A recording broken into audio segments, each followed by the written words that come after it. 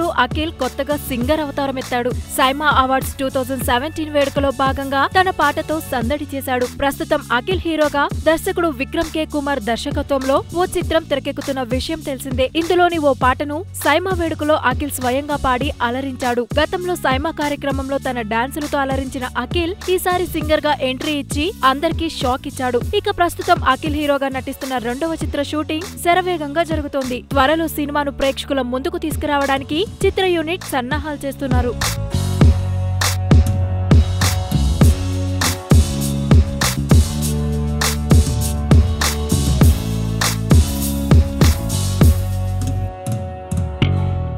Hi YouTubers, మరిన్ని మంచి వీడియోల కోసం సబ్స్క్రైబ్ చేయండి.